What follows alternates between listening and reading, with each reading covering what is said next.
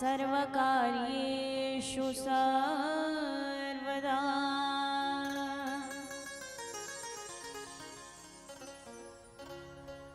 कृष्णाय वासुदेवाय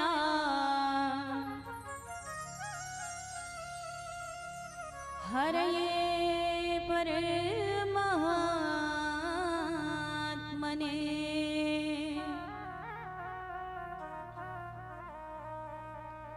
प्रणतः क्लेशनाशाय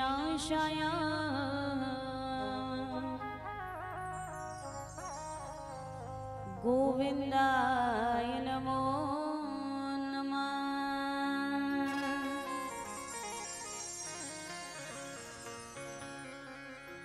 वन्दे राधां विशालाक्षी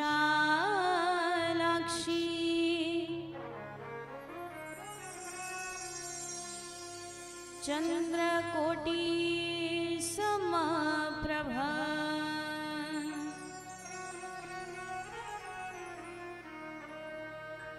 श्रीकृष्ण संहितां देवी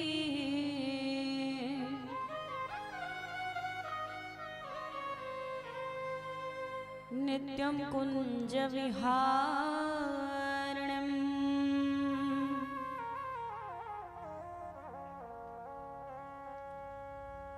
जय जय श्री राधारमण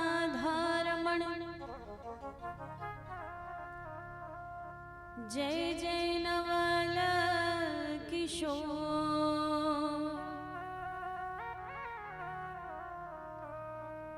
जय गोपी चित चोर प्रभु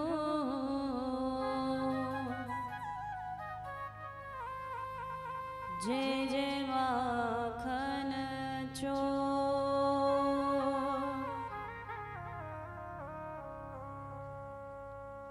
वर्णानाम अर्थ संघाना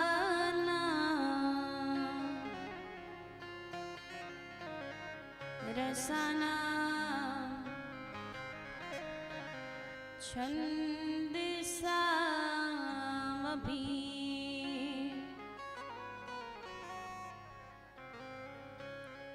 मंगलानमच करतारो वंदे वाणी विनायको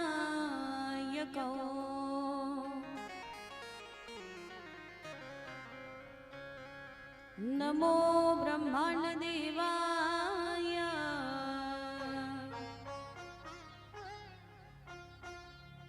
गौ ब्राह्मण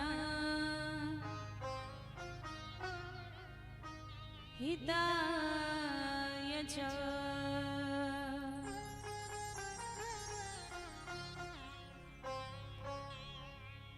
जगद्धिताय कृष्णाय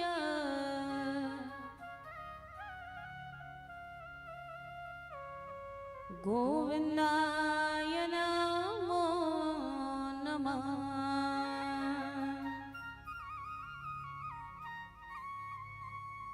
छवि ललित कमला कोटिसम नवनील अंबर धारणम शशिवदन कंच विलोचानी क्षीरचंद्रका मृदुहासिनी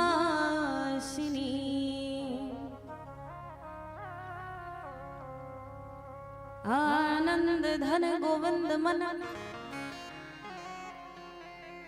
मंदिर अनन्य निवासिनी घन श्याम धन हित चाता की घन श्याम धन हित मोरणी